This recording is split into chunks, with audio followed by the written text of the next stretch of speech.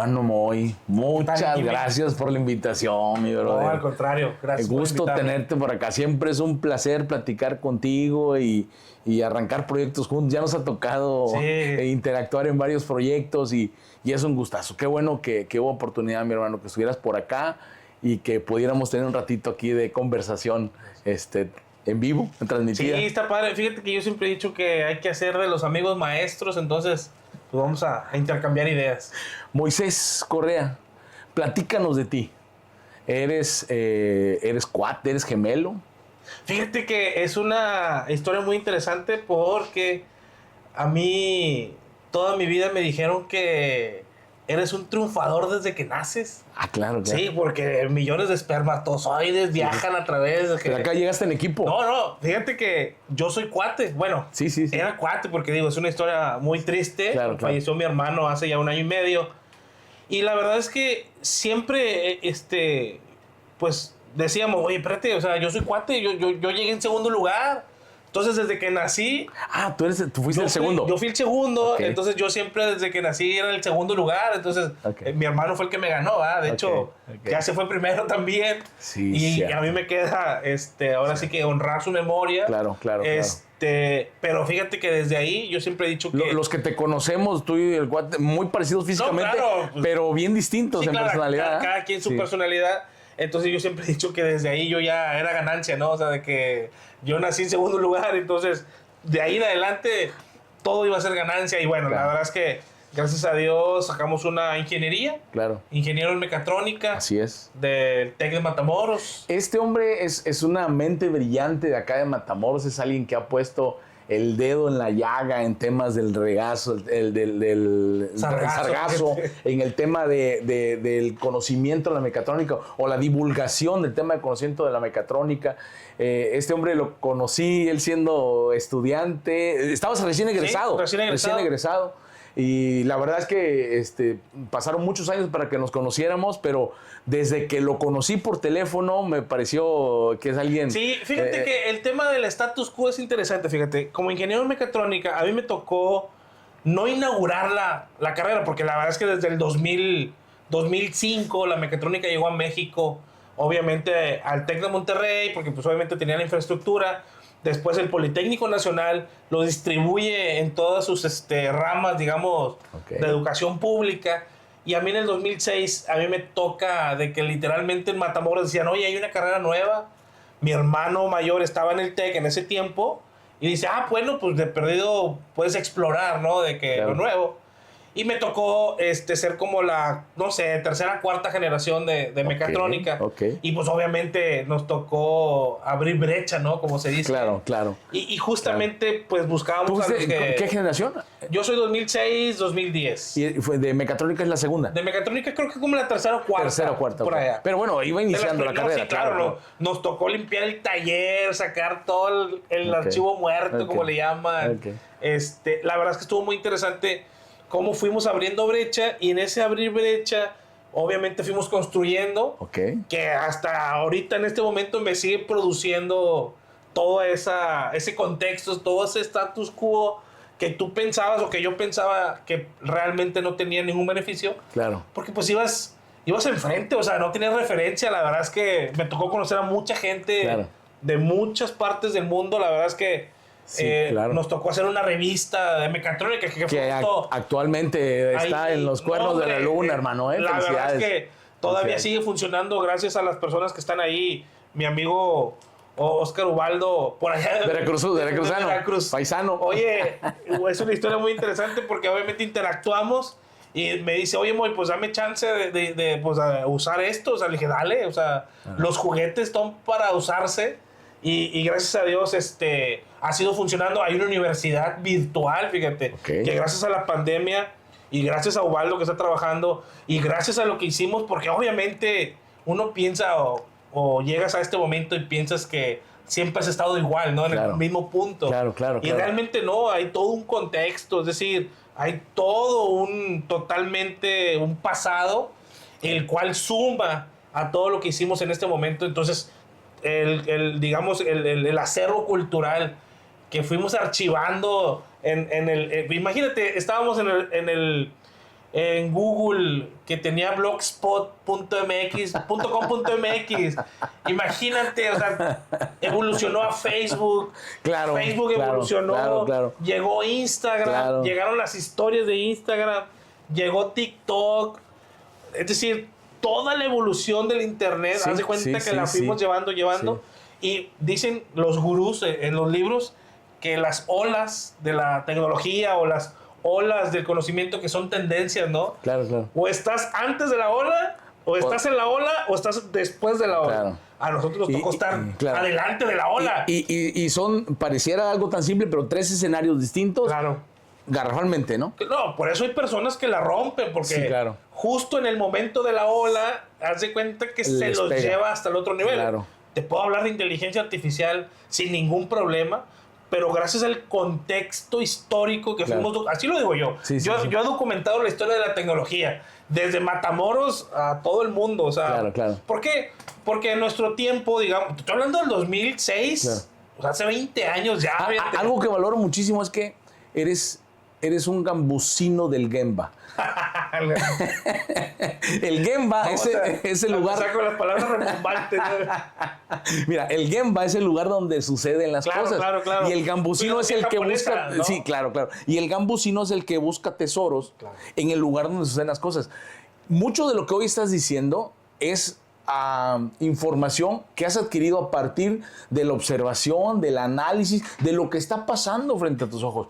Y tal vez tú lo veas como algo normal, que tú lo realizas y lo haces, pero son pocas las personas como tú que a partir de la observación, el análisis, puede llegar a documentar información que al escucharla después, oye, sí es cierto. Tiene sentido, ¿no? Oye, esto. Claro, y la verdad es que nos lo dio la carrera, definitivamente. Es decir, cuando nosotros descubrimos que la carrera no solamente tenías que hablar de mecatrónica como un término tal cual, porque en Japón ya se acuñaba ese término para integrar justamente las ramas de la tecnología que sumadas te daban un resultado que era la mecatrónica. Pero para llegar a ese resultado tenías que entender las diferentes áreas y si no las entendías, eras así tal cual coloquialmente de que eras un todólogo, pero a la vez no sabías nada. Me tocó dirigir el centro donde los japoneses le invirtieron dinero para venir a tropicalizar el término mecatrónica en Sudamérica, porque ellos creían que el concepto de robótica estaba ganándole un concepto que habían ellos promovido en su tiempo, ¿no? Que era mecatrónica. Y cuando llegan ellos, ya los mexicanos ya tenían, al menos documentaron la escuela Anáhuac, que en ese entonces ya la tenía, la carrera mecatrónica, y entonces dijeron, urge que lo hagamos porque el término venía en cascada, era capacitar maestros para que se diera. Así es. Y pero esa parte, interesante porque finalmente ellos ponen el dedo en la llaga, ¿no? De algo que hoy en día cualquier persona que diga es mecatrónico, por muy rebumbante que sea la palabra, ya saben exactamente de qué se trata, ¿no? Definitivamente creo que va sumando el conocimiento de muchas áreas. Te estoy hablando de la mecánica, electrónica, control, sistemas computacionales. Y me paro en sistemas computacionales porque los sistemas computacionales vienen evolucionando de la informática, vienen evolucionando de la telemática, vienen evolucionando justamente de la programación, y la programación se ramifica en los lenguajes de programación y ahora resulta que, a ver, yo como mecatrónico me puedo especializar en inteligencia artificial. Claro que lo puedes hacer sin ningún problema, ¿no? Y ahorita es la inteligencia artificial generativa, pero desde hace mucho las lavadoras o ciertas marcas de lavadoras procesaban el hardware, o sea, eran sistemas embebidos que utilizaban mnemónicos de inteligencia artificial, ¿no? Es correcto. Hoy en día, pues, estamos viviendo la época donde empieza a crecer, ¿no? Con cierto software. Exponencial. No, y precisamente esa es la evolución de la tecnología. La inteligencia artificial, la verdad es que el ser humano se ha dado cuenta que no solamente tiene que integrar la información, hay que procesarla, ¿no? Y el procesamiento de la información ocupa hardware. Entonces va lento. Entonces, ¿por qué? Porque obviamente ocupamos materiales, ocupamos materia tangible, no todo es intangible. O sea, no todo es un software, o sea, no todo es el cerebro.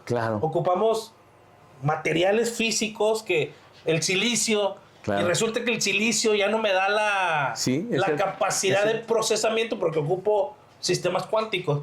Y entra la computación cuántica y ahora resulta que podemos estudiar los multiversos y podemos estudiar de que, oye, fíjate que la inteligencia artificial puede procesar pero no tiene el hardware o la parte física para hacerlo, porque en la mente todo el mundo dice, mira, bien fácil, Google me da millones de resultados y por eso se llama Google, ¿no? Porque es una palabra con muchos ceros.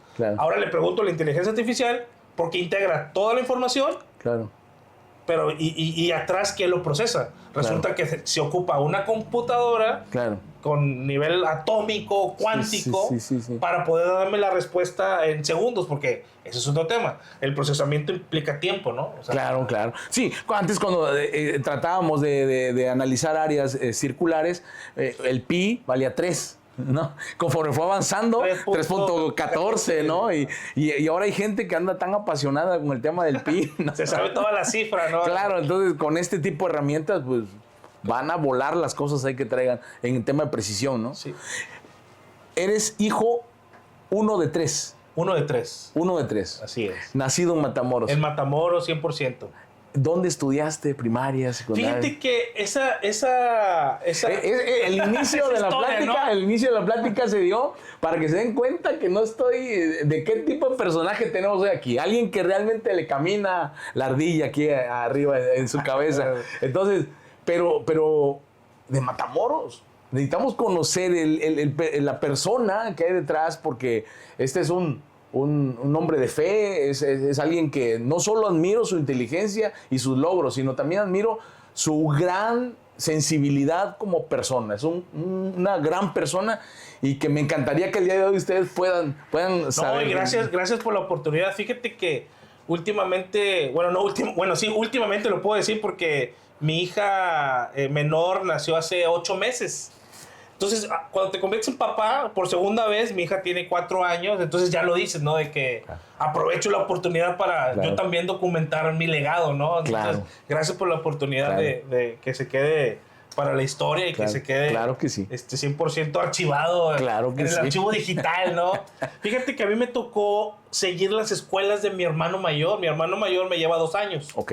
Entonces, mi hermano entró al kinder Iztlaxóchitl, fíjate, que está por aquí en esta zona.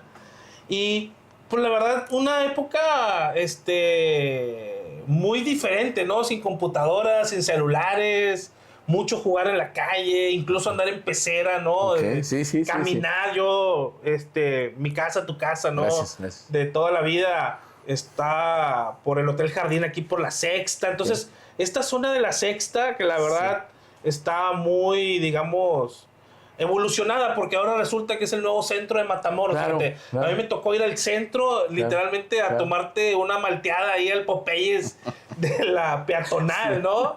Saludos a los amigos de Popeyes. Entonces, a mí me tocó la peatonal, me tocó toda esa parte de la zona centro. Vamos al centro. Vamos al centro, sí, fíjate. Claro. Eso está muy interesante. Soriana Plaza Fiesta era a las afueras. No, era el mandado, ¿no? Sí, entonces, agarrabas hasta pecera para ir. Exacto, entonces a mí me tocó toda esa parte del Matamoros, del centro, ¿no? Y también me tocó ver y escuchar el nuevo centro de Matamoros, que es justamente esta parte del periférico Pedro Cárdenas, con la calle Sexta. Entonces siempre he estado en esta zona. Después de la escuela Adalberto J. Argüelles en la primaria, siguiendo a mi hermano, igual, muy tranquilo.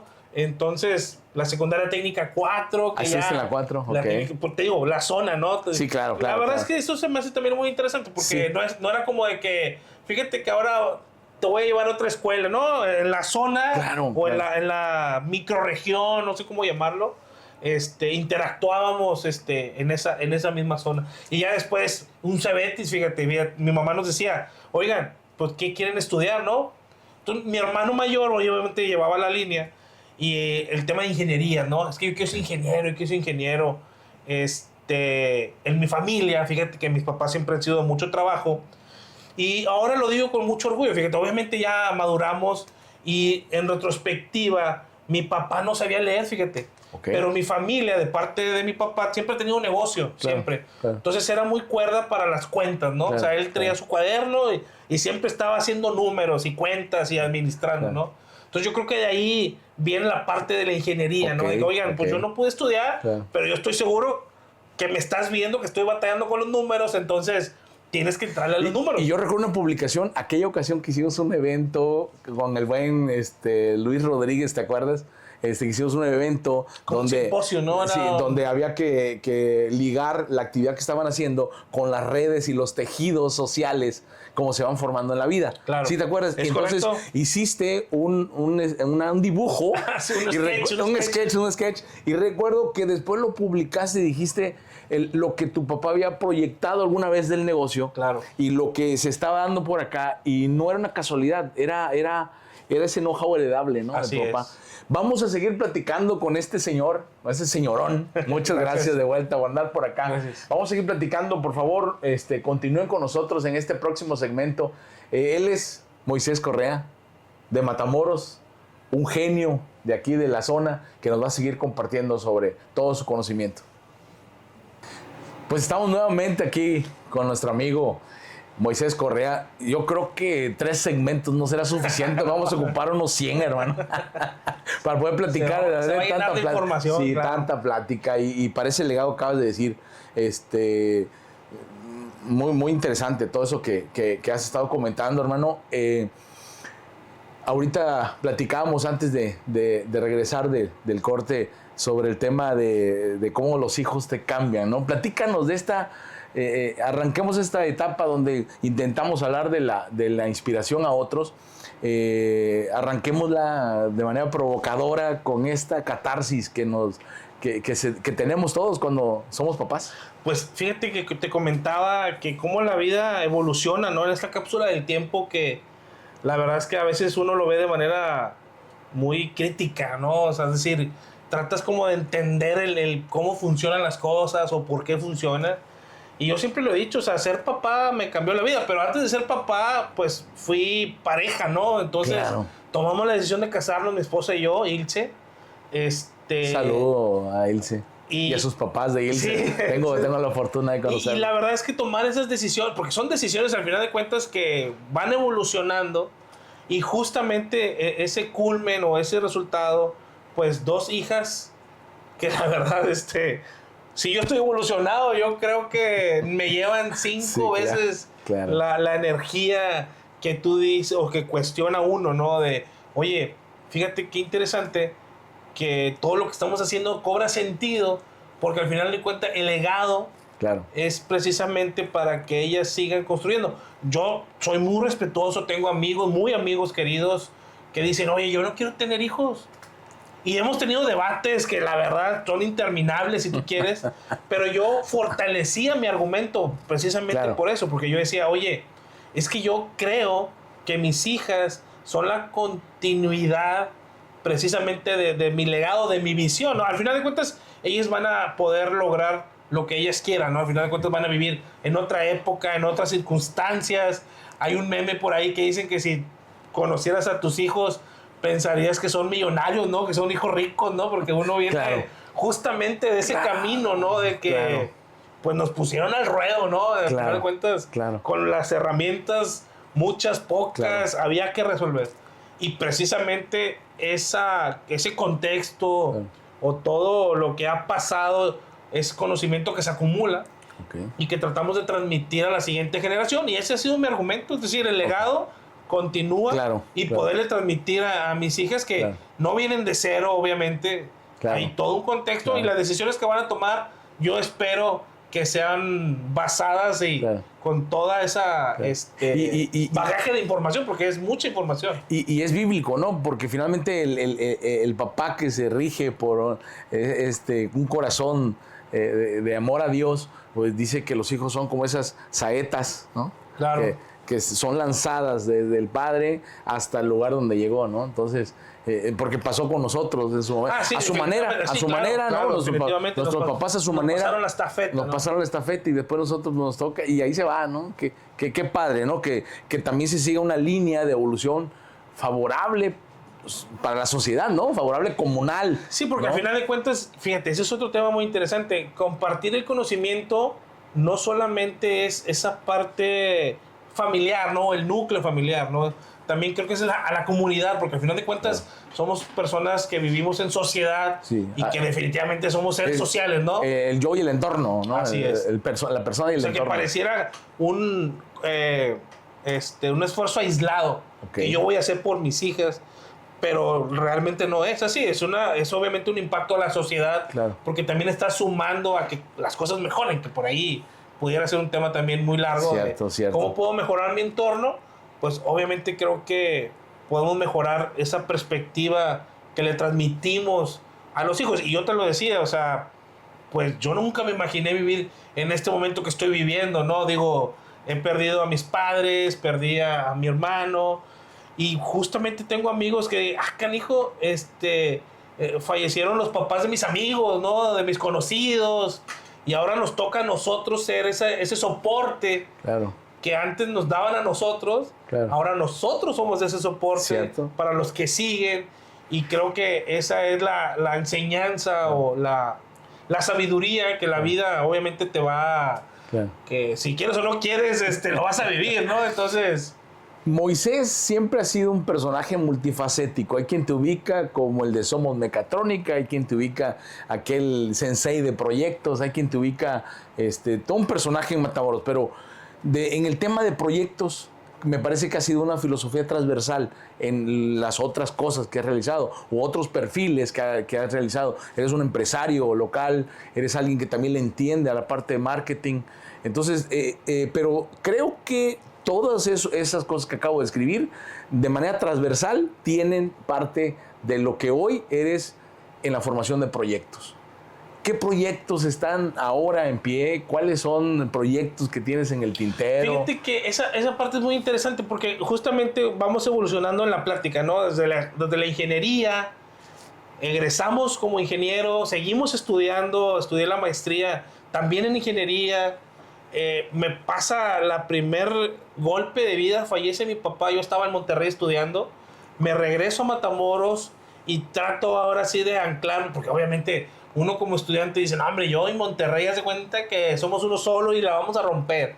No, a ver, hay una frase que a mí me encanta, que mi hermano mayor me la dijo, ¿no? De, si quieres hacer reír a Dios, cuéntale tus planes, ¿no? Entonces, mis planes estaban en otra parte. Claro. Y regreso a Matamoros, claro, con todo el conocimiento que ya había adquirido por la claro, experiencia de estudiar ingeniería, porque al final de cuentas me gusta el tema de ingeniería por el tema de proyectos. Okay. Y poco a poco fueron ahí acumulándose, ¿no? El primer proyecto fue un proyecto familiar. Fíjate que mis papás pusieron una mesita afuera de la casa para vender comida. Okay. Desde el 92, por allá ya van 32 años. Okay. Y justamente esa evolución del negocio familiar, o que se convirtió en negocio familiar, okay, porque al final de cuentas era una mesa para vender comida. Acompañó un talento impresionante de tu mami, ¿no? La verdad es que qué bárbaro. Mamá, esa sazón, mi mamá es de Querétaro. Okay. Entonces yo le digo a mucha gente que buscan el sazón y no lo vas a encontrar. Mamá es de Querétaro y se trajo todo el conocimiento ancestral, si tú quieres, de la zona de la Sierra Gorda queretana. Le dije a una tía, hoy daría la vida por cocinar como cocinas. Dijo, yo ya la di. No, claro. Yo ya la di, entonces, decía mi tía. Fíjate que, igual tu mamá dio la vida por tener el sazón que tuvo, ¿no? Y lo transmitió, fíjate, claro, que eso es lo interesante, que como familia fuimos evolucionando precisamente para profesionalizar, estandarizar procesos. Perfecto. Porque antes decía, bueno, automatizar procesos. Y claro, te imaginas una industria con robots. No es cierto. O sea, claro, podemos automatizar procesos de la vida cotidiana. Correcto. Documentándolos, repitiéndolos, prueba y error. Correcto. Ver el resultado, documentarlo, medirlo. Correcto. Y así sucesivamente, ¿no? El método científico, a mí me encanta hablar del método científico. Porque creo que precisamente cuando... Pero lo dices bien, o sea, no tenemos que estar pensando en métodos científicos, en métodos de algo alejado o algo allá. No, de esto realmente, de lo que estamos en la vida cotidiana. Es correcto. Esa información que tú adquiriste, ahora aterricémoslo en el negocio familiar. Es correcto. ¿No? ¿Cómo hacemos que se vuelva el legado? De hecho, yo estaba estudiando una maestría en ingeniería y ese era el orgullo obviamente de mi persona, o sea, a lo mejor un tanto el ego, ¿no? O sea, juega claro, también esa parte, ¿no? Sí. Porque mira, yo tenía compañeros en el Cebetis que decían, oye, yo voy a estudiar para maestro, ¿no? Y era una anécdota, digo, parece chiste, pero es anécdota, de que no, fíjate que a mí no me gustan las matemáticas. Y yo le decía, oye, pero a ver, vas a estudiar para maestro de primaria, la normal, ¿no? La típica. Tienes que armontar. Y resulta que le vas a enseñar a un niño el amor o el saborcito de las matemáticas. Entonces, a ti que no te gustan las matemáticas, ¿cómo vas a lograr transmitirle a un niño que lo vas a desarrollar en su educación básica para poder en algún momento de su vida decir, no, a mí no me gustan las matemáticas porque el maestro me dijo que no me gustan y ya no me gustan, ¿no? Creo que hay formas de transmitir el conocimiento, la pedagogía, hay muchas maneras, pero yo sí creo que definitivamente el gusto personal sí se lo transmites precisamente, y eso es independiente de la pedagogía, etcétera, etcétera, ¿no? Sin entrar en debates, al final de cuentas es pedagogía, pero creo que sí transmitimos un gusto y esa esencia de uno le imprime a todo lo que estás haciendo, y fue lo que yo hice en mi familia, obviamente apoyado de mi hermano, que en su momento él estudió ingeniería química en el TEC, igualmente fallece papá, y él se mete al negocio con mamá, pero fíjate, él se metió a estudiar gastronomía. Sí, recuerdo. Precisamente para profesionalizar. Y a mí me tocó el tema de los procesos, el tema de los resultados, y justamente ahí es donde el método científico, que aparentemente es un tema, conocimiento o lenguaje muy elevado, pero básicamente no, es totalmente básico, totalmente fundamental. El poder repetir un proceso, documentarlo. Perfecto. Y así sucesivamente. Perfecto. Ese es el método científico. Perfecto. Y es totalmente básico para cualquier situación cotidiana que va a servir en la vida. Independientemente de lo que te dediques. Podemos hablar de un restaurante que mi mamá empezó con una mesa, se le llama una cocinera tradicional o una cocinera que te puedes encontrar en cualquier puesto de comida. Pero lo puedes llevar a un nivel franquicia, que más o menos es el objetivo que yo tengo personalmente con el tema del negocio familiar. Y es un proyecto que aparentemente no tiene nada que ver con la ingeniería, pero que en el fundamento de la ingeniería, que es el conocimiento o el pensamiento científico, la curiosidad, el ingenio, llevarlo a un documento que básicamente es esto es lo que tienes que hacer. ¿No? Como algo estandarizado, repetible, y que permita. Y que solamente el resultado repetitivo, que al final de cuentas es lo que hacemos, al final no sale ahí la serendipia, ¿no? Es que a mí se me ocurrió. No, compadre. Sí, claro. El resultado tiene que ser y está medido, y probablemente si las variantes pudieran ser. Así es. Las podemos platicar o controlar, o incluso surge otro tema, pero dentro de ese contexto está 100% enmarcado, ¿no? Está totalmente enmarcado. Y ese es el tema que yo he intentado transmitir incluso a la gente que trabaja conmigo, de que los resultados son medibles y siempre se pueden mejorar. Desde que te conozco, recuerdo que hemos tenido una plática con ese tema, una ocasión en un evento con japoneses. Recuerdo que le preguntaban al japonés, un japonés que había estudiado acá en México, y le preguntaban al japonés porque hablaba maravillas de México, ¿no? Entonces le decía que qué consideraba que le faltaba a México, ¿no? En base a esta parte. Yo sé que esto suena trivial porque hay mucha información en el internet sobre estos temas, pero les voy a hablar de estas dos que no lo he visto en internet y que me pareció interesante. Una donde decía que ellos pues nunca fueron colonizados. Perdieron la Segunda Guerra Mundial, pero no hubo una colonización, ¿no? Entonces, como tal no existió. Como tal no existió. Entonces nosotros sentimos que la colonización aparte fue violenta, ¿no? O sea, llegó y fue un asunto de saqueo, se fueron directamente al tema gubernamental, y desde ahí hicieron el tema del saqueo en la colonia. Y hay todavía heridas que no han sanado y todo este esquema. Entonces dice, bueno, ahí hay dos contextos distintos entre Japón y México. Hijo, y el otro, que tal vez es consecuencia de este mismo, es que tú le preguntas a un niño japonés que es hijo de arroceros, y se levanta y te lo habla con toda la honorabilidad. Dice, soy hijo de arrocero, soy agricultor, de familia de agricultores. Claro. ¿No? Dijo, tuvo una etapa México donde la agricultura pagó maestrías, doctorados, carreras completas, y pocos de esos egresados dijeron, le regreso de perdido una tabla de amortización, un proyecto de marketing sobre lo que estaban haciendo en el campo.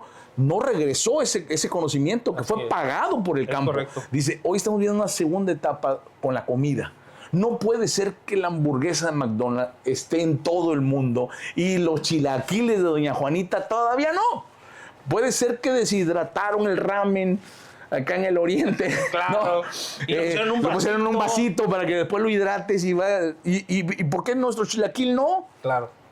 Claro, me encantan los chilaquiles, me gana la emoción, discúlpenme por favor si estoy hablando solo de chilaquiles, pero hay mucha comida, está de moda la comida mexicana, es el momento donde gente como tú, que se prepara, le pueda devolver a ese escenario gastronómico que aparte fue el que pagó la carrera, ¿no? Pagó la cuota. Pagó la cuota y ahora regresas a devolverlo, ¿no? Claro, definitivamente. Y ahí decía... Él le llamaba abolengo, decía que en el tema de Japón había abolengo. Entonces decía, cuando reflexionemos sobre esas dos, sobre superemos que no fuimos violados, que sucedió esto y punto, hoy somos producto de un mestizaje y ya, eso es bueno, mal, o sea, síguele, dale vuelta a la hoja, ¿no?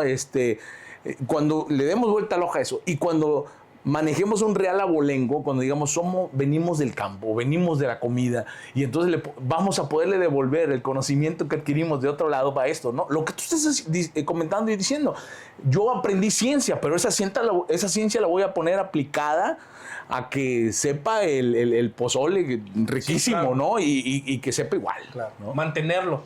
Y sobre todo, fíjate que practicas, ¿no? Porque al final de cuentas estamos hablando de, fíjate, ya entramos al tema científico, ya entramos al tema de hacer ciencia, porque al final de cuentas la ciencia es la repetición de ciertos procesos, de ciertas rutinas, incluso de ciertos rituales que aparentemente son cotidianos y que tú todos los días te levantas y etcétera, etcétera, haces muchas cosas, pero en un contexto económico, porque al final de cuentas ese es otro tema que probablemente podamos extenderlo, pero se tiene que reflejar en el tema económico. Eso es 100%. Sí. El mundo, afortunadamente o desgraciadamente, se mueve en términos económicos. Entonces, buscar hacer ciencia para aterrizarla en actividades económicas que generen economía, yo creo que eso está 100% alineado a toda esa parte que, te lo vuelvo a repetir, a veces el ego juega y dices, porque yo tenía amigos que me decían, oye, pero tú estudiaste ingeniería mecatrónica, te fuiste a estudiar una maestría en ingeniería y ¿qué haces mesereando ahí en el ¿cómo le llaman? En el changarro de tus jefes y no sé qué? Le dije, oye, güey, pues es que hacer que el negocio sea negocio, esa es la chamba. O sea, al final de cuentas, no importa si vas a vender autopartes, si vas a vender microchips, si vas a vender comida, al final de cuentas, esos procesos que al final de cuentas, fíjate, mi hermano me lo enseñó muy bien porque en química puedes ver procesos unitarios y ahí te vas, o sea, vas desglosando el proceso hasta llevarlo a tareas unitarias que se tienen que repetir siempre. Y el resultado tiene que ser el mismo y obviamente se tiene que reflejar en un tema económico. Y mira, aquí estamos y seguimos evolucionando y no he terminado, ¿eh? Te puedo decir que mi referencia puede ser McDonald's, puede ser el país que tú me quieras decir. No, o sea, es decir, no hay tope. Siempre el mito del emprendedor, ¿no? O sea, Michael Herber en su libro decía de que, oye, es que el emprendedor no tiene límites. O sea, si tú me dices, es que llegué aquí, ahora sigue acá. Y llegué acá y sigue acá. Yo creo que la verdad es que el método científico, al final de cuentas, yo lo tengo literalmente como mi herramienta, ¿no? Aparentemente, y trato de explicarlo siempre que puedo, trato de transmitirlo cuando tengo la oportunidad de hablar con alumnos y a cualquier nivel, no importa lo que te dediques. El método científico precisamente es esa estructura o esa metodología de repetir procesos y documentarlos. Tener una referencia y compararla. En mecatrónica le llaman la ingeniería de control, que es la entrada, el procesamiento y la salida. La decisión. Y una retroalimentación. Y fíjate, el lazo cerrado. El lazo cerrado. Y que te puede dar una función de transferencia. Y ya le metes matemáticas y lo haces acá súper al nivel que tú quieras. Y en esa parte puede evolucionar tal algo que aprenda sola la máquina. No, claro. Le metes transformada de Laplace, si es una señal eléctrica, si es una señal mecánica. Y lo puedes evolucionar al nivel que tú quieras. Es decir, puedes tener referencias al máximo nivel. Pero el fundamento, el core, literalmente la base, es el pensamiento científico, la curiosidad, enfoque sistemas, la quinta disciplina. La quinta de Peter Senge. Y ahí te vas, ¿no? O sea, lo puedes llevar hasta donde tú quieras.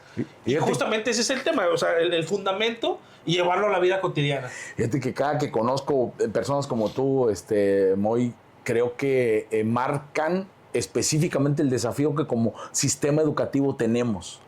Creo que debería ser la normalidad. O sea, tú eres esos casos aislados, escasos, ¿no? Que han podido tropicalizar lo que aprenden en clase con lo que pueden aplicar en la vida.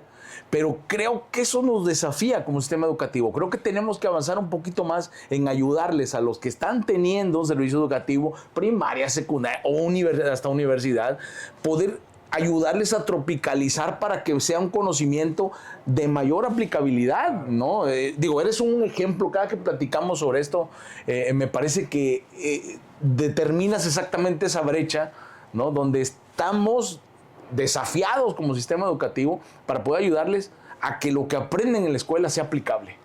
Fíjate que pudiera ser un sueño guajiro, pero justamente eso, fíjate, llevamos la plática en el tema de la ingeniería, el tema de la vida personal, la familia, cómo aplicar el conocimiento que ya teníamos de ingeniería a la empresa familiar, llevarla a ser una empresa familiar, que el sistema económico funcione.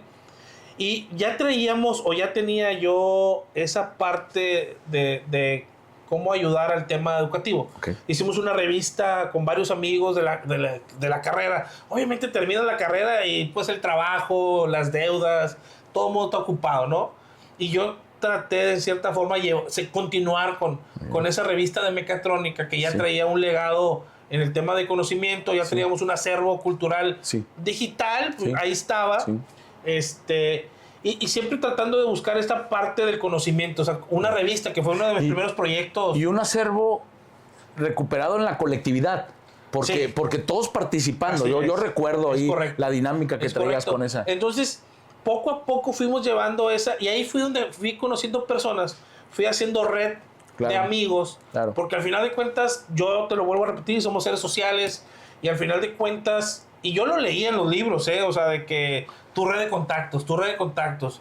LinkedIn, la red social de profesionales, dice que si tienes 800 contactos, en realidad tienes a 2 millones. Por los 3 puntos, la regla de los 3 puntos, ¿no? Sí, claro, tu primer círculo, tu segundo círculo, tu tercer círculo, y pudiera ser hasta 5 círculos, pero tus primeros 3 círculos te marcan una tendencia al tema de encontrar empleo, al tema de conseguir inversión. Entonces, tradúcelo también al tema económico, porque al final hay un beneficio. Si consigues un trabajo, pues vas a tener sueldo, y obviamente se traduce al tema económico. Entonces, definitivamente, el tener conexiones, tener redes, no solamente avanzar en una línea recta, ¿no? O sea, de que, voy a acabar la carrera y voy a conseguir trabajo y voy a tener pensión y voy a... Sí, claro. No, la verdad es que... no es una receta, no es una receta. No es lineal, ¿no? O sea... Acompáñame a hacer este pastel, ¿no? Así es. No es. Claro. Y esa es la buena noticia, ¿no? Claro. Que no es lineal y que puedes cambiar en cualquier momento. Y que está llena de sorpresas esto, ¿no? Y va a pasar. Claro. Eso es un hecho. Claro. Entonces, creo que sí hay que preparar a nuestros alumnos, a nuestros estudiantes, a la parte profesional de la vida. Yo lo he dicho también en muchas pláticas, que la parte de ese cliché, ¿no? Es que yo soy ingeniero y me tengo que dedicar a la ingeniería o al mantenimiento o a la robótica o a lo que yo estudié. Que es la típica pregunta, ¿no? ¿Ejerces? Sí, pero lo aplico en esto. Claro. Entonces, quitarse esa etiqueta de que, a ver, espérame, si estudiaste ingeniería, tienes una estructura para resolver problemas, llévalo a la calle, a la vida cotidiana, resuélvelo. Tu ciudad ocupa mucha infraestructura. Obviamente no es un camino de rosas tampoco, obviamente. Justamente esos problemas y esos obstáculos que es lo que estamos platicando. Y me pasó, fíjate que mi tesis justamente de ingeniería en el TEC de Matamoros era precisamente un aprovechamiento de materia orgánica. Ok. A mi familia le encanta la playa. Y a ti también. Y a mí también. Nos íbamos a la playa y resulta que había sargazo. Claro, claro. Ese fue tu primer pretexto en la Ese playa. fue el primer Porque en el pretexto. segundo andábamos juntos. Allá está. Pisteando, ¿no? Sí. En el Spring Tech. Pero bueno, córtelo. Eso. Esa parte le editas, por favor, hermano. No, déjala. Le pones ahí. No, pero acuérdate cuando andábamos viendo los lanzamientos. Los lanzamientos, que Pero bueno. yo tenía un vecino que presumía que se había gastado $200 en cohetes en Navidad, ¿no? Y yo decía, mira, que este cuate, ¿no? compadre, No le ganas. Pero fíjate, nos estamos adelantando 10 años. Déjame regreso un poquito. Así, claro, Porque sargazo. fíjate que a mí me gustaba mucho incentivar la curiosidad, porque yo creo que ese es otro tema. Okay. O sea, ¿cómo incentivas la curiosidad? Claro, O sea, el pensamiento crítico, el pensamiento científico. Decía un amigo de allá de Veracruz, transmitir la comezón. Cosquilla, ¿no? La cosquilla. Vamos a hablar del tema ya está hablando, inició hablando del sargazo. Vamos a regresar en este siguiente segmento a hablar de esos proyectos que este señorón le ha entrado muy fuerte y de cómo ha aplicado algo donde también ha sido profesor, ha sido asesor y coach para el tema de proyectos. Cómo esto es una metodología, finalmente es algo que se puede democratizar, tropicalizar con las demás personas para que ese sueño que está requiriendo ese empoderamiento a partir de un conocimiento de una metodología, ese sueño pueda ver la luz. Así que no se pierdan, seguimos hablando aquí con este señorón en el próximo segmento. Por favor, manténganse aquí conectados. Ok, bueno, pues estamos de vuelta por acá. Buen amigo Moy. Sí, lo vuelvo a confirmar, hermano. Necesitamos unas 200 de estas cápsulas para poder seguir platicando. Y creo que ni aún así acabamos la plática, hermano. Pero vamos a esta tercer segmento. Ya empezabas a hablar sobre este tema de proyectos y aquel proyecto que estando en el TEC de Matamoros con el asunto de la playa. Fíjate que, y justamente esa es la invitación, ¿no? O sea, cuestionar nuestro entorno. Al final de cuentas, vivimos en un ecosistema y pues digo, al final de cuentas somos seres sociales, lo sigo repitiendo, y convivimos en ese entorno. Entonces a mí y a mi familia, o a mi familia y a mí, nos gustaba ir a la playa, pero empezaba el sargazo, ya ni lo disfrutabas, ya ni siquiera, ya no entrabas al agua, ya nomás ibas porque te gustaba estar ahí en la arena. Pero justamente investigando y cuestionando el tema de ingeniería de materiales, Claro. que por ahí empezaba el tema de los plásticos, el tema del carbono, nanotubos de carbono, y me daba cuenta que los materiales orgánicos o la materia orgánica podía tener un aprovechamiento para materiales. Entonces resulta que por allá en Holanda estaban desarrollando temas con macroalgas. Ok. Yo en ese momento no sabía que el sargazo está clasificado como una planta marina y son algas marinas, macroalgas, microalgas, que también las microalgas lo que hacen es como la espirulina y generan energía y bueno, podemos hablar de muchas especies de las plantas o la biología marina, que en este caso en nuestra playa teníamos naturalmente porque había una llegada o proliferación de sargazo, que es una macroalga marrón, y pues hacíamos la propuesta, ¿no? Para desarrollar una tesis con ingeniería de materiales. Claro. Y así empezó la investigación. No se logró, evidentemente, porque pues obviamente todavía en Matamoros no tenemos las herramientas, los laboratorios.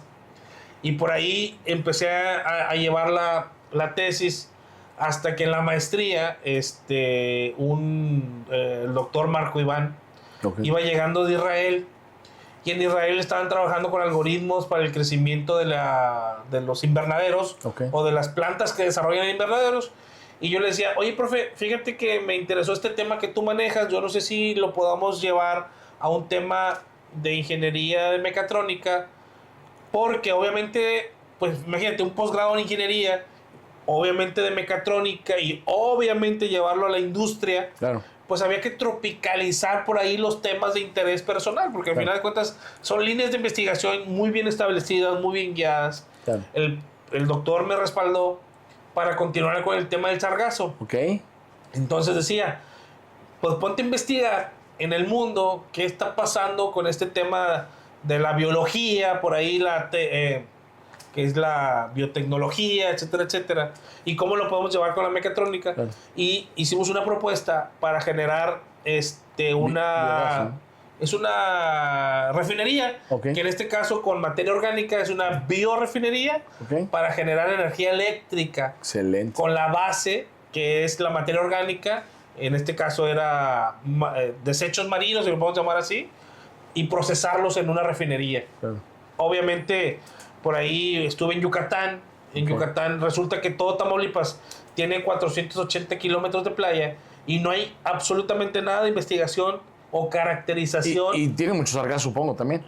Ya no, ya no como tal, porque pasó algo interesante en el Caribe, hicieron una barrera por ahí de sargazo, porque obviamente se volvió un problema. Para el turismo. Para el turismo. Fíjate que en el 2000, estoy hablando del 2012, 11, yo tenía un artículo científico que decía que era una plaga que se iba a proliferar y que venía de Japón, etcétera, etcétera, y que por el cambio climático se libera, obviamente se prolifera mucho calor, entonces la planta ayuda mucho la salinidad, entonces se dispersa, entonces se vuelve un problema. Yo escribí un artículo científico precisamente con la propuesta, obviamente en Tamaulipas no, te entiendo, Ronald. No, primero Tamaulipas, por ahí hicimos la propuesta, le decimos, oye, estuve en Yucatán, la única unidad. O sea, la idea era que el sargazo se convirtiera en energía y que lo pudiéramos usar. Aprovecharlo. ¿No? Así es, dejar de ser una amenaza para convertirse en algo que me ayudara en otro tipo de... Digo, para que vean que mis amigos imaginarios sí existen. Amigo, ¿cómo puedo ser normal teniendo este tipo de amigos? Qué rico es no ser normal. No, pues es que cuando platicas esto y dices tú, no, hombre, te lo fumaste, ¿no? Lo soñaste. No, fíjate que hay mucho contexto atrás, porque justamente...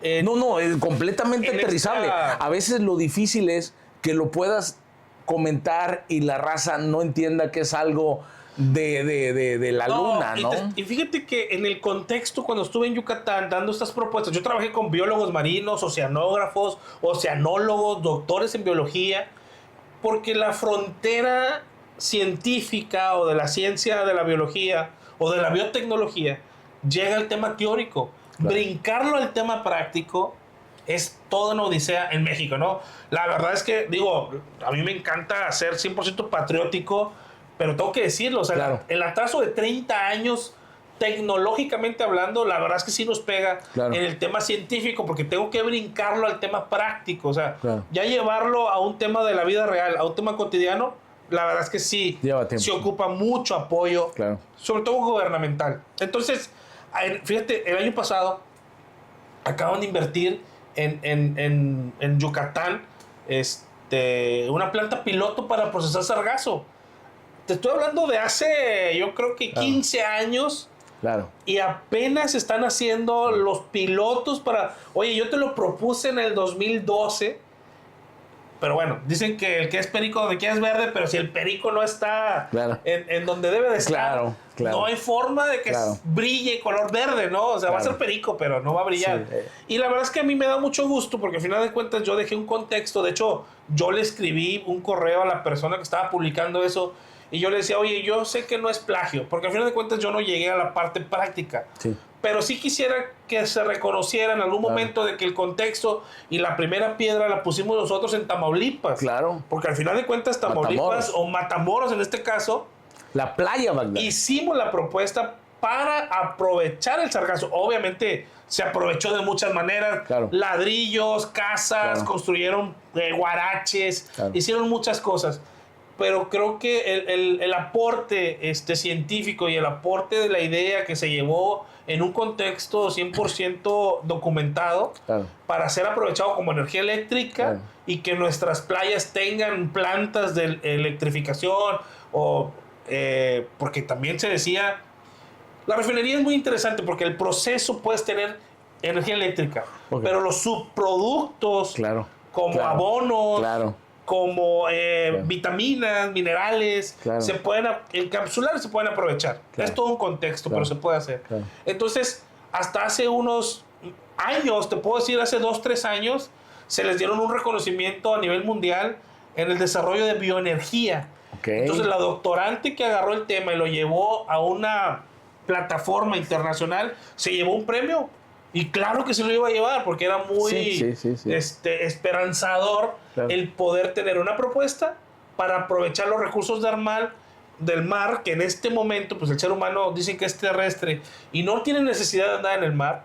Entonces, propuestas como estas se adelantan por lo menos 10 años, claro, para aprovechar los recursos del mar para el ser humano, que en este caso generar energía, claro, tener biogás también, claro, es todo un proceso de subproductos. Pero bueno, te estoy hablando del 2012 y en el 2026 pareciera que estamos muy futuristas, pero apenas estaba viendo la posibilidad de una planta piloto en Yucatán. Casi 30 años después. Imagínate. Entonces, pues Matamoros, pues apenas estábamos queriendo aprovechar. Claro. Y ese es el contexto de que tuve la oportunidad de estudiar el litoral de Tamaulipas, claro, el litoral del Golfo de México, llegar a Yucatán, que es la única unidad marina que estudia la parte de la biología marina de México, en este caso de la parte del Golfo, porque la parte del Pacífico es otro tema que no quiero ahondar, porque ellos tienen allá su investigación muy específica de lo que sucede en el Pacífico. Claro. Nosotros en el Golfo, petroquímica, y no pasa de ahí. Claro. Es otro contexto. Es otro contexto, pero la biodiversidad, el aprovechamiento, el tema de ingeniería, que podamos hacer colaboración, claro, con el tema de los biólogos, claro, la frontera entre la ciencia y brincarlo, hacerlo tecnología, eso también es muy interesante. Claro. Entonces, en ese contexto, me di a la oportunidad de estudiar la parte de los tratados internacionales, la laguna madre de Tamaulipas, okay, que abarca desde San Fernando hasta Galveston. Okay. Es la laguna madre hipersalina más grande en el mundo. Okay. Resulta que Tamaulipas o Matamoros en este caso tiene humedales. Okay. Los humedales son cuerpos de agua de no más de 2 metros, 1,80 m. Quienes conocen Matamoros van a saber que la laguna no mide más hondo o no está más honda de 2 metros, okay, ¿no? O sea, la profundidad. Ok, solo es la ampliación que puede. Y están protegidos. Okay. O sea, haz de cuenta que la laguna madre tiene una protección internacional para poder tener esa remediación de los daños en el ecosistema, y Estados Unidos también tiene programas internacionales porque compartimos el mismo ecosistema. Okay. Es exactamente el mismo, la frontera es un espejo y tenemos la misma laguna en México y en Estados Unidos. Okay. ¿Qué pasó actualmente? Desde el 2014 he documentado el tema de SpaceX. Sí, claro, claro. Que a mí me tocó tener audiencias públicas o participar en las audiencias públicas, porque pues quién es el loco en la parte de México que anda investigando el litoral. Pues fíjate que escuché que Moisés Correa... Todos los caminos llevaban a Moisés, ¿no? Como que ¿quién es el que anda ahí? Moy. Claro. Pues voy a escuchar allá a ver qué hay, ¿no? Dicen que va a haber una empresa. Claro. Dicen, del 2014 al 2021 hubo una laguna por temas de ecología. Había que hacer todos los programas y todas las justificaciones del daño ambiental. Absolutamente... O sea, imagínate, de 2014 al 2021, las operaciones estaban detenidas de esa empresa de SpaceX para justificar cómo se pueden instalar en una reserva de biodiversidad o ecosistema protegido. Y lo lograron, al final de cuentas, sus actividades en cierta forma y obviamente con ciertas dudas, claro, está justificado, o sea, 100%.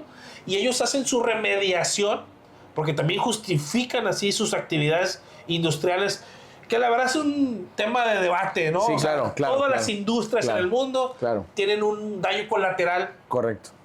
Y el cual están obligados a remediar, ¿no? Correcto. Sí. Los bonos de carbono, la huella de carbono. La huella de carbono, existen mecanismos que existen en el mundo para remediar el daño ecológico. El manejo de residuos. Manejo de residuos, aguas residuales. Sí, claro. Entonces, en el mundo ya existen contextos para remediar el daño. En este caso, Estados Unidos, que son los que regulan las actividades industriales de una empresa aeroespacial, ni siquiera están en el mismo nivel.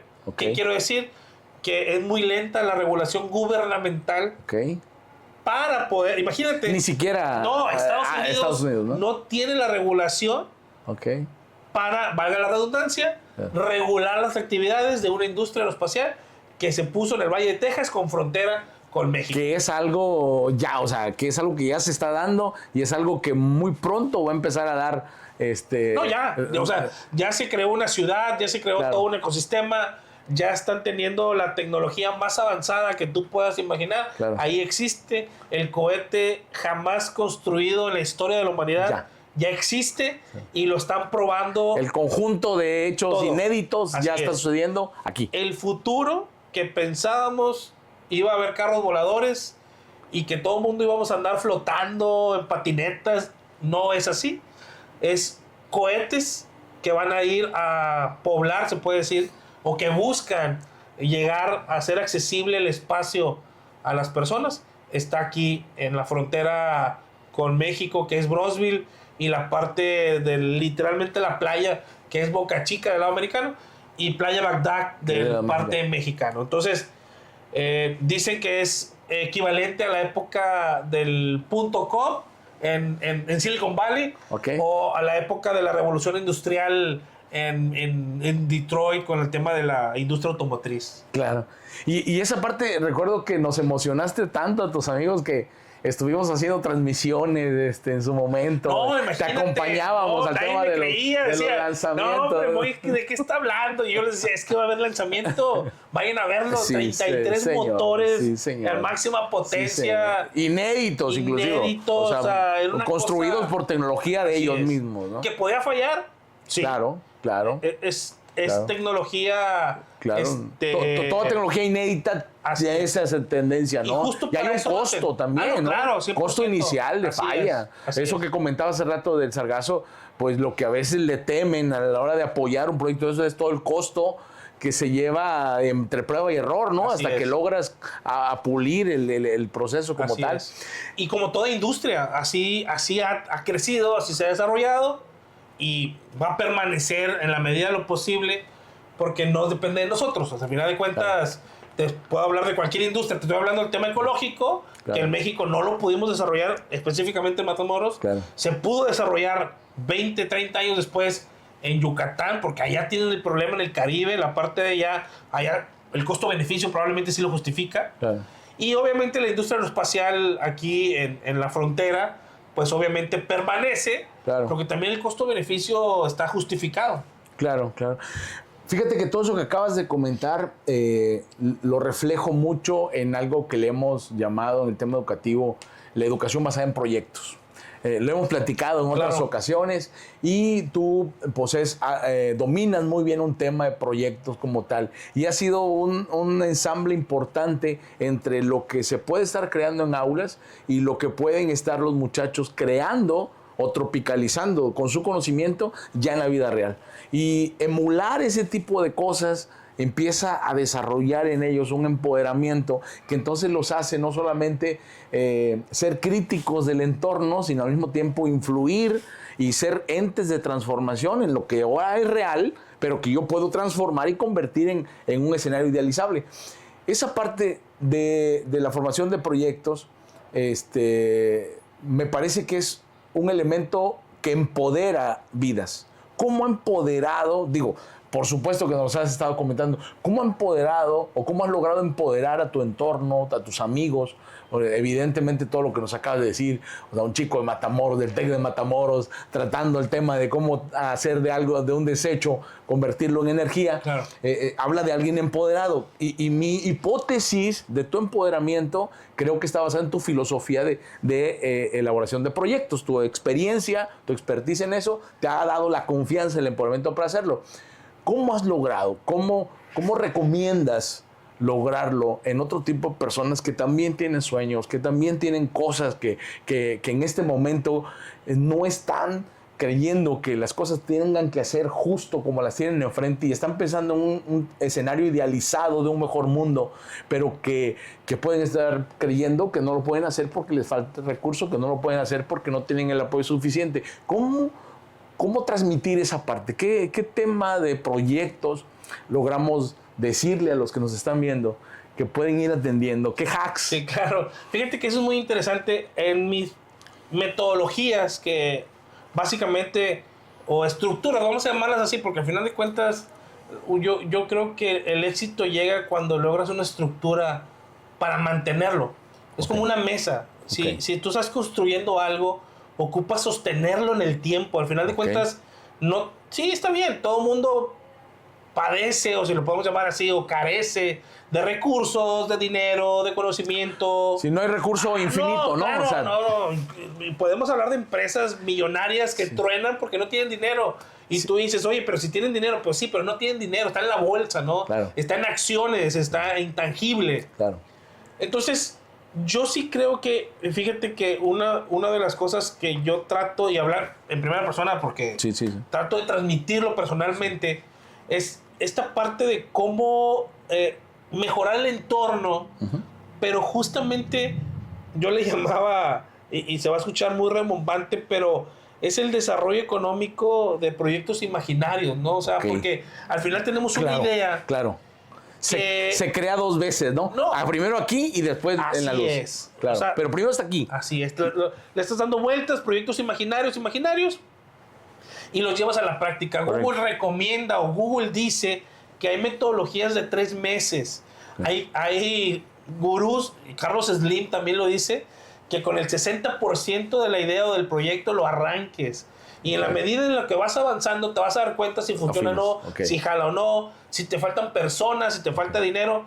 Porque fíjate que eso también yo lo he escuchado, los inversionistas no invierten en proyectos, invierten en personas. Entonces, si tú te vuelves una persona que está buscando la respuesta, y la respuesta, al final de cuentas, yo lo resumo, lo vuelvo a decir y lo deduzco en el método científico, porque el método científico empiezas con una referencia que pudiera ser, y hablamos de la función de transferencia, ¿no? La entrada, el procesamiento y la salida. Tienes que tener una referencia. Si no tienes una referencia, no hay manera de que andes divagando por el espacio sin alguna dirección, ¿no? Al final de cuentas, si tú dices que es para allá, dale para allá. La hipótesis antes de meterle el primer valor a la hipótesis después de meterle al menos el primer valor. Así es. Es muy distinta. O el estímulo, también le llamamos el estímulo, ¿no? O sea, cuando tienes un dispositivo, le metes una señal análoga, digital, lo que tú quieras, y estás estimulando el circuito, ¿no? Le podemos llamar estrés también. O sea, tradúcelo. Sí. Es la entrada. Es la entrada. ¿No? Entonces, esa referencia es la idea. Esos son los proyectos imaginarios. Evidentemente, lo llevas a la realidad y te vas a dar cuenta que existen barreras de entrada, ¿no? Nuestros amigos gurús de logística y de cadenas de suministro te van a decir que hay barreras de entrada, ¿no? Y de antemano vamos a saber que definitivamente vamos a tener una resistencia. Entonces, esa resistencia es la que hay que vencer. Y existe. Y va a existir siempre. Pero definitivamente la idea y la resistencia es la idea primera con la cual intervenimos o logramos una idea. Entonces, ese es el método científico, la referencia. Pero regresar a la referencia, esa es la retroalimentación. ¿Lograste la idea? No. Y la pregunta es, ¿por qué no lo lograste? No, pues es que no tengo dinero. ¿Cuánto dinero ocupas? No, pues es que no sé. ¿Por qué no lo sabes? O sea, te falta hacer un cuentas te falta hacer un reporte, hablarle a un contador. Dicen, en los proyectos tienes que determinar cuánto es de recurso para que no te vaya a pasar como cuando vas al baño y resulta que no hay papel, compadre, ¿no? Llévatelo del recurso que ocupas durante la experiencia del proyecto. Así es. ¿No? Entonces, el punto o la transferencia de conocimiento es estar cuestionando cada paso. Le llamamos procesos, unidades unitarias, procesos unitarios. Al final de cuentas tienes una tarea que es la referencia. Y si esa referencia no la puedes evaluar, o sea, lo que no se mide no se puede mejorar. Pero llévalo al mínimo, o sea, a la tarea mínima. O sea, es decir, tu objetivo es eso. Así es. Y si lo puedes ponderar mejor. Oye, esa tarea que querías hacer, del 1 al 10, ¿cuánto lo lograste? 7. ¿Por qué 7? No, es que me faltó lo que te haya faltado. ¿Y qué tienes que hacer para llevarle al 10? Y así sucesivamente. Ya llegaste al 10, sí, ya logré el resultado que yo pensaba o que yo tenía planeado. Perfecto, documentalo. Hice esto, hablé con tal persona, lo logré. Porque ese es el método científico. Hay que documentarlo, o sea, que la tarea sea repetitiva. Ok. Porque si no van a decir que es metafísica, ¿no? Claro, y que existió... Y que cualquier persona lo pueda hacer. Así o que es. la máquina lo pueda repetir, ¿no? Es correcto. El punto repetible en la máquina, que vuelve a llegar al mismo punto. Lo puedes transferir. Incluso lo puedes transferir con una persona, lo puedes transferir a un circuito, lo puedes transferir a un programa, lo puedes transferir... Y el resultado debería ser igual. Lo puedes transferir a la inteligencia artificial. El resultado tiene que ser el mismo, porque ya si le salió con 3 manos ahí de la... No, claro, imagínate. Entonces, siempre va a haber esa referencia con un resultado. Claro. Y de la referencia al resultado es un proceso que hay que documentar. Claro. Y así sucesivamente para llevarlo al nivel que tú quieras. Te capto 3 ideas así, para ir resumiendo, te capto 3 ideas de lo que acabas de decir. El primero es ese poder de la acción. Es decir, tenemos algunos una invitación, algo que nos anima desde afuera, ¿no? Una motivación extrínseca. Algunos otros, o más bien tenemos también una motivación intrínseca. Algunos podemos tener mayor la motivación intrínseca que la extrínseca. Para el tema de proyectos desafiantes, tenemos que ir entrenando muy fuerte la intrínseca, porque al principio no va a ser tanto la motivación extrínseca. Te capto la otra idea sobre el asunto de tener el cuero duro. No necesariamente te va a salir bien a la primera. Tienes que medirlo y tampoco se te cae el mundo encima mientras lo mides y lo encauzas. Esa situación complicada, un cuero duro encauzable, ¿no? Que puedas llevarlo, ok, mi objetivo es este, lo llevo hacia allá. Así es. Y un tercero que tú acabas de comentar es cómo puedo esto hacerlo de manera como un proceso, como algo que lleva esa secuencia, que va avanzando y que a pesar de que tenga una situación complicada, representa sin duda un avance, ¿no? Me llevo esas 3 de tu comentario final como algo aterrizable, pensando en que las personas que ahora nos ven, cómo pueden agarrar de un experto en el tema de proyectos, llevarse información. Hermano, tienes que regresar, mi brother. A la orden, o sea, definitivamente podemos hablar de proyectos en paralelo, o sea, ya lo podemos llevar a cualquier nivel, pero espero poder transmitir, como dices tú, ese mensaje de llevarlo a lo cotidiano, resolver el entorno, probablemente no de manera perfecta, porque al final de cuentas somos personas imperfectas, pero sí creo que llevar tareas cotidianas de manera documentada, de manera consciente, de manera registrada y compartirlo te va a llevar a cualquier éxito, porque también es otro tema, ¿no? ¿Qué significa el éxito? O sea, hay muchas definiciones y de manera intrínseca las podemos definir a como nos Lo que significa el éxito para mí posiblemente es distinto al tuyo, ¿no? Me encantaría que pudieras cerrar esta entrevista. Sé que cuando habla uno de ciencia, cuando habla uno de tecnología, son cosas nuevas y más de una persona dicen, estamos quedando sin trabajo, hay una situación complicada, la tecnología nos está rebasando, nos va a hacer a un lado, y si ese cuento nos cae en la cabeza, todos esos esquemas que se puedan comentar, me encantaría que lo pudiera cerrar. Alguna ocasión dijeron, oye, ¿y por qué en el tema de la tecnología está dejando sin empleo? ¿Cómo es que puedes aplaudir la tecnología? Lo interesante es que cómo los países con más avance tecnológico no están teniendo problemas de desempleo, al menos en ese esquema. Mucho de ese problema de desempleo lo están encauzando a nuevos perfiles para poder atender otras cosas.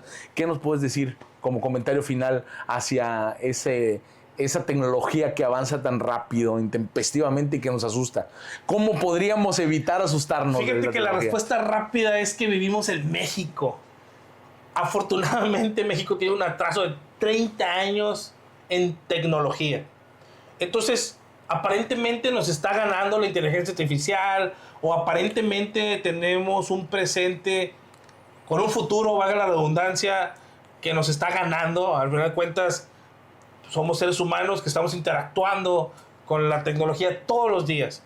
Y yo sí creo, y yo lo he visto, que la curiosidad, el incentivar a los niños a poder convivir con el entorno, Y creo que nos está pasando en Matamoros ese pensamiento crítico y que aparentemente en redes sociales predomina un conocimiento, digamos, encauzado, ¿no? Por las noticias. Claro. Porque, bueno, también interactuamos con el mundo, ¿no? Claro. Hay guerras, hay desempleo, hay crisis. Pero creo que si nos mantenemos en el entorno local, porque al final de cuentas vivimos en un entorno local, en donde queremos resolver las cosas del mundo sin antes resolver el tema local, me parece que eso nos va a reducir mucho. Y también lo hablamos con metodologías del reduccionismo, ¿no? O sea, hay que llevarlo al tema local, incluso personal. ¿Por qué no estoy aprendiendo? O sea, puedo encontrarlo en YouTube, tengo que conseguir un curso. Y eso es parte del pensamiento crítico, a la pregunta. Creo que todo empieza con la pregunta. ¿Hacia dónde quiero ir? ¿Por qué está sucediendo? Y en el momento en que ya encauzamos a la pregunta, yo creo que ya avanzamos. Porque definitivamente ahí empieza a mover la rueda en cualquier nivel, chica, mediana o grande. La pregunta es la que nos va a llevar al siguiente paso. Por muy pequeño que sea, nos va a llevar al segundo paso y empieza ya la velocidad, ¿no? Perfecto. Me decía un buen amigo, cirujano, que cuando practican el pulso para llevar una cirugía, pues la práctica y todos los días generarla te lleva a una técnica. Y esa técnica o esos procesos aprendidos te van llevando a la experiencia. Y conforme vas avanzando en experiencia, en edad y en práctica, te lo lleva a la elegancia. O sea, ya te vuelves elegante con tus movimientos. Y aparentemente lo que digo es fácil, pero porque yo lo he visto desde hace más de 20 años, del 2006. Pero implica un dominio de eso, ¿no? Y no digo que lo domino, simplemente es que lo hago todos los días. Todos los días pregunto, todos los días cuestiono y todos los días trato de transmitir que este proceso probablemente lo empecé yo, o lo empezaron mis papás, o lo empezaron mis abuelos. Pero eso no quiere decir que la carrera continúe. Y como empezamos, y así quisiera terminar para cerrar el ciclo, eso no quiere decir que mis hijas van a recibir lo que yo les voy a dar. Lo van a continuar.